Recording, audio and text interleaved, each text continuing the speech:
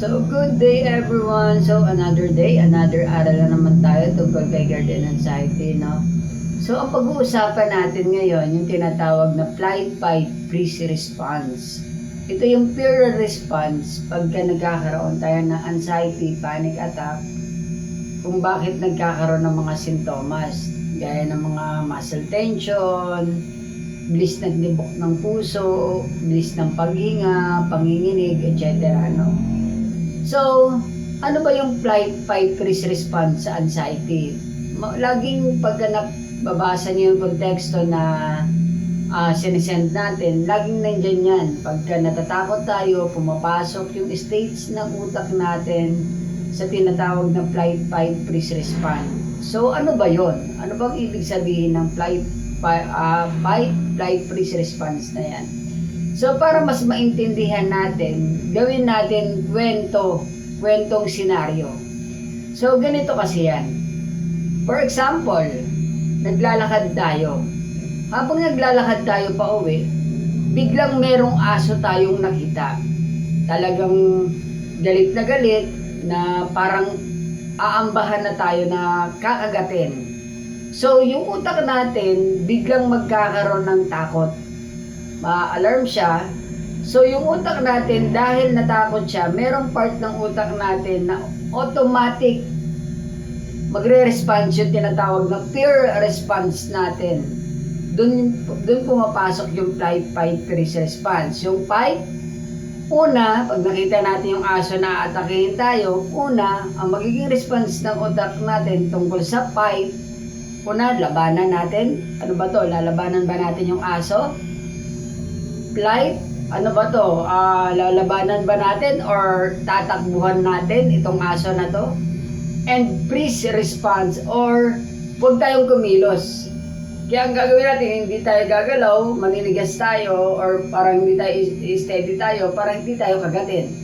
So, ayun yung mga flight, fight, freeze response. So, madalas, syempre, pagka nasa fight stage yung utak natin, syempre nandun yung kakabahan tayo, bibilis yung tibok, yan. Tapos pagka nasa flight tayo, syempre nandun yung bibilis yung papabilisin yung hinga natin para kung sakaling takbuhan natin yung aso, kaya natin na hindi tayo abutan or hingalin. Yan. Papabilisin yung hinga, tibok ng puso, and yung freeze response kung bakit nagkakaroon tayo ng tension muscle, yung mga buong muscle natin sa katawan, papatigasin niya yan. Para kung sakaling kagatin tayo ng aso, hindi masyadong bumaon yung mga pangil ng aso.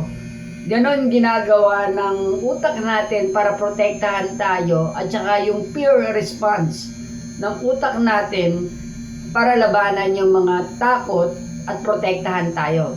So nagkakaintindihan, no? Ayun yung flight, fight, freeze response na ibig sabihin pagka nagkakaroon tayo ng konteksto. Kaso ang problema, kaya nagiging weirdo sa mga may anxiety and panic attack yung ganun klase ng pakiramdam, kasi nagkakaroon ng misinterpretation yung takot. Tandaan nyo, yung example ko, in the real danger, nandyan yung aso. Kaya bibilis yung tibok natin, yung tibok ng puso natin, hihingalin tayo, magkakaroon ng muscle tension para pag kinagat tayo, hindi bumaon. Pagka nasa real danger tayo, ayun yung fear response ng utak natin at katawan natin. Kaya sabay-sabay yun pagka nandyan na yung panganib. Ang problema pagka mayroon tayong anxiety and panic attack, ang problema, nami-misinterpret ng utak natin yon, nami-misfire. Iniisip pa lang natin, wala sa danger ha, picture lang.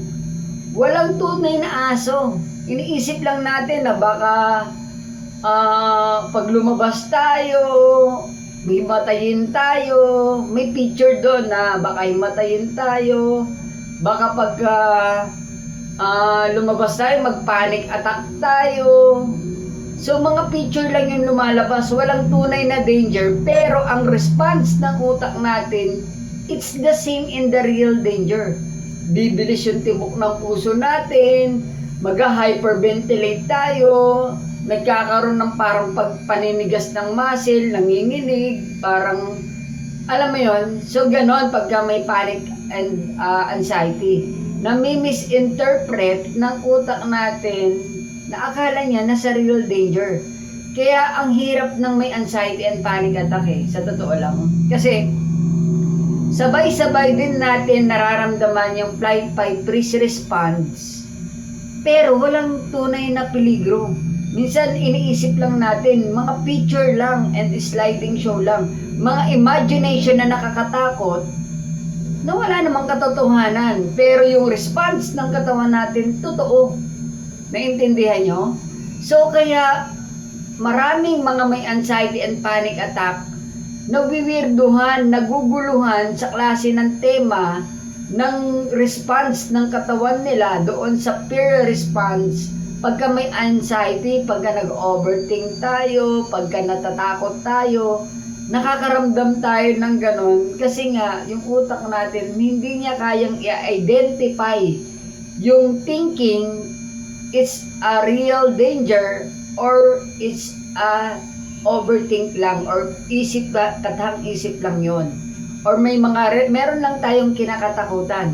Pero ang problema, yung utak natin pumapasok sa tunay na response, fear response. Kaya pumapasok yung tinatawag na flight, fight, freeze response. So, nagkakaintindihan? Maliwanag ba? At least ngayon, naintindihan nyo na pagka kahit minsan nag-iisip lang tayo, wala sa real danger, kaya weirdo sa pakiramdam yung flight, fight, freeze response na yan kasi halos parehas yung binibigay ng fear response sa tunay na danger and sa thinking lang natin if you are not real danger. It's the same. Yung pagbilis ng tibok ng puso sa tunay na danger, tsaka imagination lang na baka may mapahamak tayo. Ganon din yung bilis ng hinga, hyperventilation, it's the same. It's the same kung ano yung response, if the real danger or not. So ganon ang flight, fight, freeze response sa tinatawag na anxiety and panic attack. So gusto kong maliwanagan nyo yan para pagka nagbabasa tayo ng konteksto, meron kayong nababasa na pagka natakot tayo, stress tayo, overthink tayo, pumapasok yung isip natin sa tinatawag na flight, fight, freeze response. So madaming nagtatanong, ano ba yung ibig sabihin nun? So ngayon sana nabigyan natin ng linaw kung ano ba ang ibig sabihin ng flight, fight, freeze response. Kung bakit napaka-weirdo. At napaka-weirdo naman talaga. Kaya ang daming nahihirapan tumakas sa anxiety. Kasi nga, bakit kailangan natin maramdaman yung ganong klase ng bilis ng tibok ng puso? Minsan, hyperventilation, muscle tension, panginginig ng kamay. Minsan nakaupo lang tayo, wala naman aso. Wala naman tunay na nakakatakot sa harapan natin. Nag-iisip lang tayo ng mga bagay na kinakatakutan natin. Pero yung pakiramdam at sintomas, totoo. So, yun lang muna guys. Sana may naintindihan kayo. At sana naipaliwanag ko ng maayos sa inyo yung tinatawag na flight, fight, freeze response.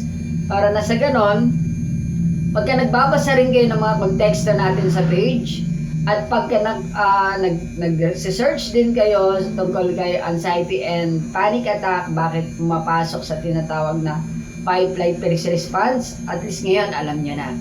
So, yun lang muna guys. Maraming salamat. Happy Sunday. Bye-bye.